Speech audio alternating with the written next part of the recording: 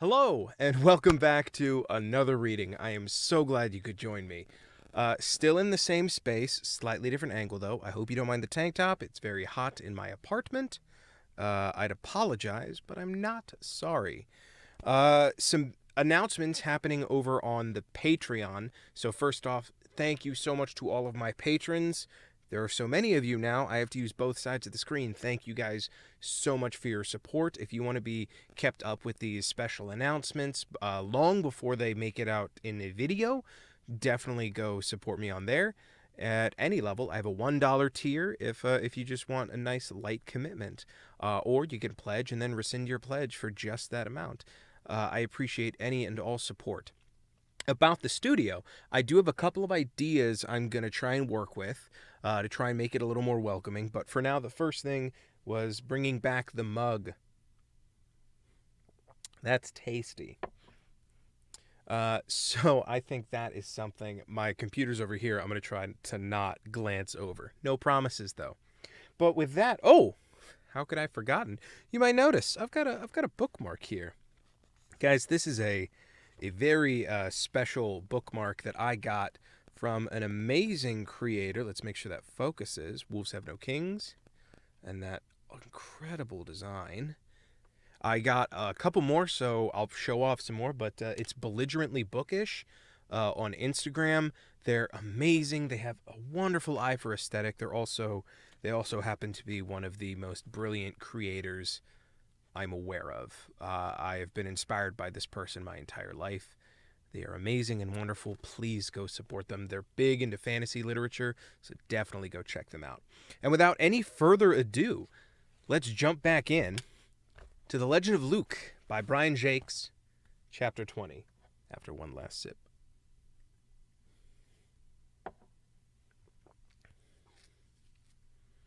Somewhere on the cliff tops, a small bird raised its beak to herald the dawn, as day's first pale streaks washed the sky outward from the east.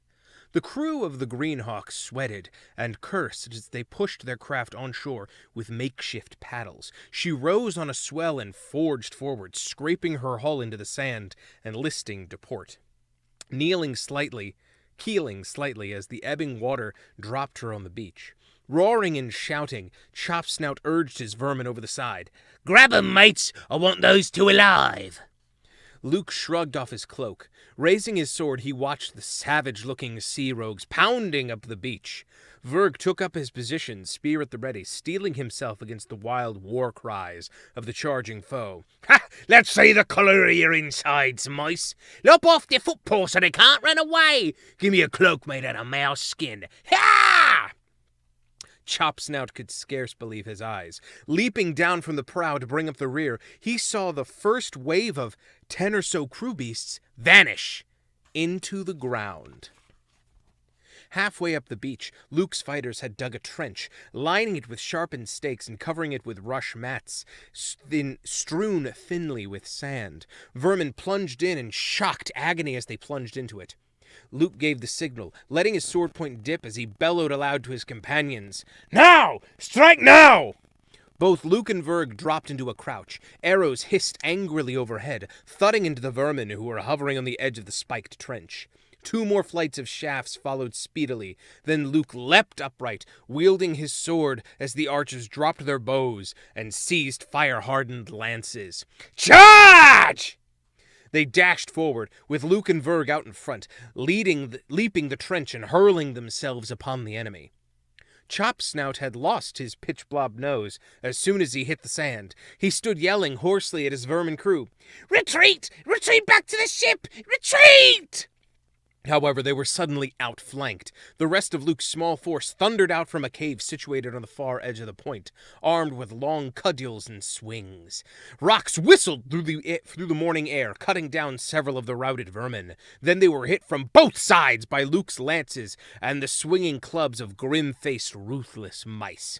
Reynard Chopsnout leaped ineffectively at the high-beached bulwarks of the Greenhawk. He slid awkwardly back to the moist sand, half raising his scimitar as Luke's battle sword found him.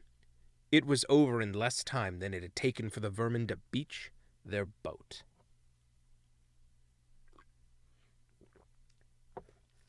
Luke was now every inch the warrior chieftain of his tribe. Sheathing his blade, he nodded curtly at the stunned faces of the fighters surrounding him. "Well done! We've gained ourselves a ship!" Cardo let his lance drop, obviously shocked. "Luke, they're dead! We've slain them all!" Luke picked up the lance, pressing it into his friend's paw. "Aye, that was the idea, mate. Or would you sooner that we had been caught napping and murdered like our families were?" There were loud cries of agreement with Luke. Friends crowded around to shake his paw or pat his back. Luke glanced up at the cliff tops. "Steady, mates. Plenty of time for that later. Some of you fill in that trench. Doolam, you and the others roll these vermin carcasses into the sea. The ebb and tide will carry 'em out. I don't want the young'uns to see any of this." "Verg, come with me. We'll have to rig up some means of hauling the ship above the tide line so she don't get carried back out onto the flood tide." Luke and Verg hurried to the cliffs, intercepting Drun, who was climbing down to see the result of the battle. "Oh, you winned, Sir Luke. I always knew you were a girt warrior, who were." Luke took the friendly mole's outstretched paw and shook it heartily.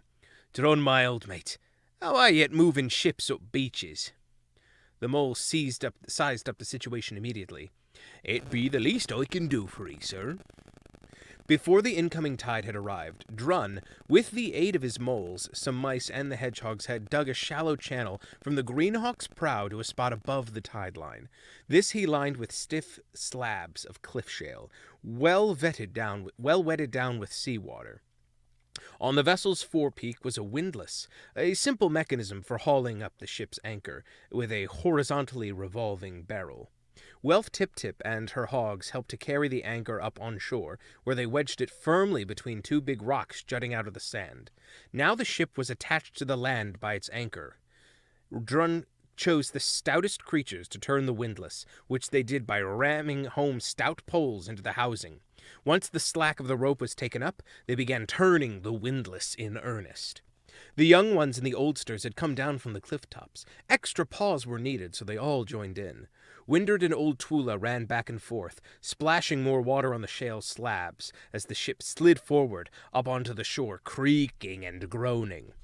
Martin and young Timbalisto pushed with all their might against the windlass spokes, along with the rest. It was a happy day. A sprightly breeze moved the clouds away. Sunlight beat down on the workers. Joyfully they toiled, turning the windlass bit by bit, moving their ship up the shore on its own anchor rope. Some even improvised a shanty to keep the rhythm of the task, and soon every beast was singing it. "Oh, don't it make a sight so grand, a ship that travels on the land? Keep that windlass turning, bend your back and push. We'll have her soon above the tide, then we'll clean and scrape each side. Keep that windlass turning, bend your back and push. We've got to find a good tree fast, then we'll build a new mainmast. Keep that windlass turning, bend your back and push. With pitch and rope we'll make her right, all shippy shape and watertight. Keep that windlass turning, bend your back and push. Ye vermin scum, oh mercy me, beware when Luke puts out to sea. Keep that windlass turning, bend your back and push." Gradually the ship slid over its runway of wetted shale slabs, finally coming to rest on the tide line, with the bow end firmly wedged between the two standing rocks that had secured the anchor. Luke was smiling broadly as he patted the barnacle-encrusted hull. "Well, there she is. A right old slop bucket if I've ever saw one, mates. But by winter I guarantee she'll be good and ready." He called to Martin, who was down by the tide line with Timbalisto, stowing things behind the rock. "Oh there, son! What are you doing?" Martin beckoned his father to join them and explained. "We collected all the weapons for you, see?" He unrolled an old length of sail canvas, revealing a jumbled assortment of swords, daggers, and various blades that had once been owned by the crew of the Greenhawk. Luke ruffled his young son's ears approvingly. "Well done, Martin. You too, Timble. These are far better than our makeshift weapons." Timbalisto selected a short sword for himself. Martin picked up a long-ish curved blade and began thrusting it into his belt. But Luke took the sword from his son and tossed it back with the other weapons. "No. You're far too young to carry...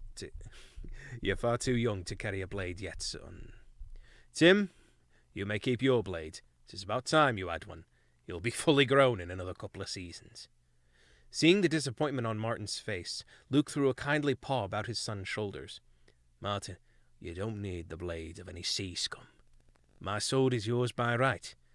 It was passed on to me by my father, and one day I'll pass it to you.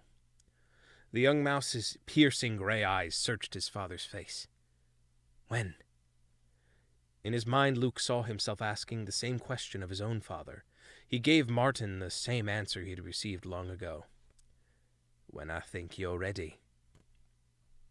Throughout the remainder of summer and all of autumn, the tribe of Luke worked long evenings after their day's chores of farming, food, and foraging.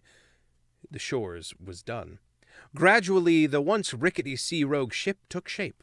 The hull was careened, ridding it of weed, barnacles, and other saltwater debris. Unsound and rotten planking was torn out and replaced with good stout oak, which they traveled far to find and haul back. Cauldrons of pitch and pine resin bubbled continuously. Lengths of rope were woven and hammered in between the ship's timbers.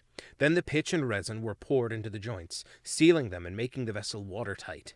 Any spare food was cooked and preserved in casks for the ship's stores, along with new barrels for fresh water to be carried in. Luke oversaw everything, paying careful attention to the slightest detail. Do it proper, 'twill serve you well. Every beast in the tribe became familiar with their chieftain's constant motto.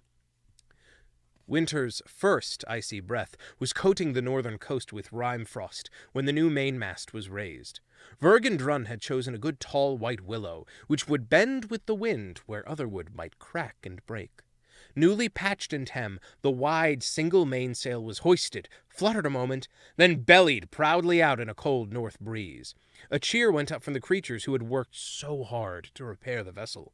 Luke stood back upon the shore with Martin and Windred, surveying the new craft. It had 3 curving sails from the bowsprit to the mainmast, with a big triangular sail and a tall oblong one either side of the new willow. At the stern was a smaller mast with one other triangular sail. It obviously met all of Luke's requirements. He smiled at Martin. She'll have to have a new name, son. Martin, like all youngsters, had a question. Why do they always call ships she? Luke had to think about that one for a moment. Truth to be told, son, I'm not sure. But I think they call ships that because, well, she's like a mother to a crew. Another inquiry followed immediately from the serious-faced young mouse. I haven't got a mother. Will she be my mother? Luke's eyes were sad as he replied. No, son. I'm afraid not. Windred stared reprovingly at Luke. Do you mean you're not taking Martin along with you? He's your son, Luke. The chieftain nodded. Aye, he is, and that's why I'm not going to risk his young life out there on the seas. Beside that, Windred, you're his grandmother, so we'll have to look after you. The only family I have left in the world is you two. Now let's hear no more of it. Would you like to name the ship, son? Martin would not let any beast see tears in his eyes, so he rushed off along the shore, calling back to Luke. Call us Saina, after my mother! Windred watched her grandson dash down to the sea, where he stood throwing pebbles into the waves. I'm sorry, Luke. I should have kept my silly mouth shut. Luke rested a paw gently on her shoulder. Don't be sorry, Windred. I'd have had to tell him sooner or later. Martin's made of tough stuff. He'll grow up to be a fine warrior, though the only way he'll learn is to be told the plain truth. 'Twould be no good telling him lies.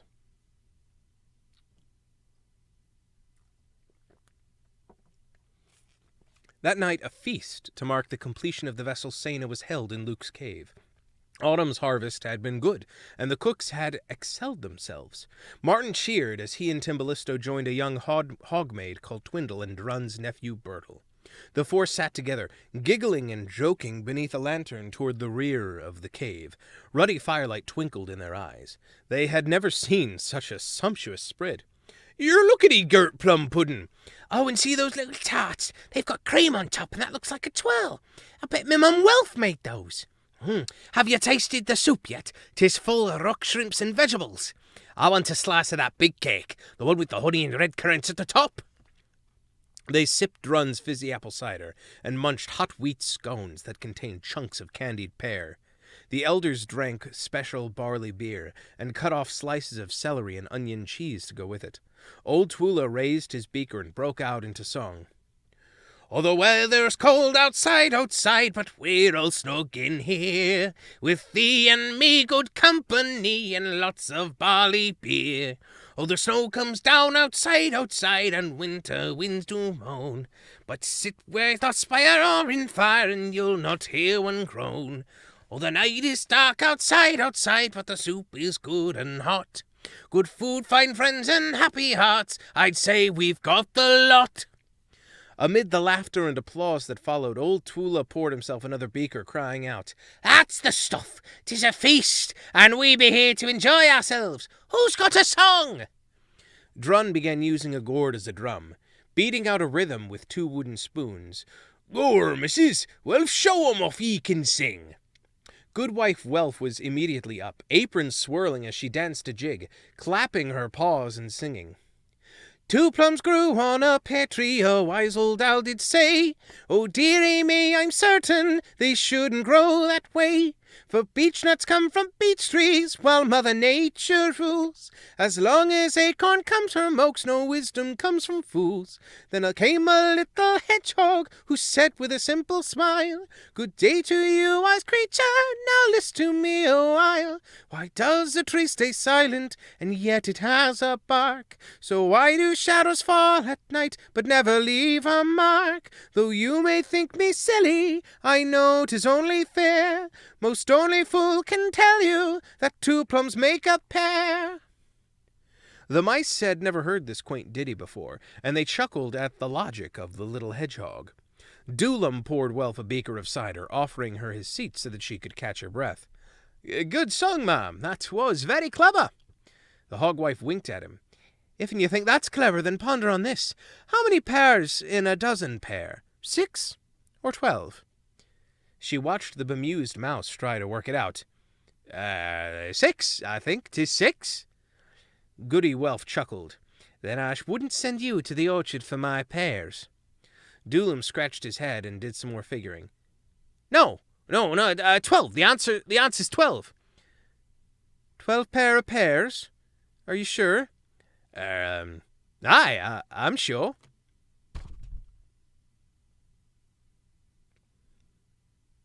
Goody Welf drained her beaker, eyes twinkling.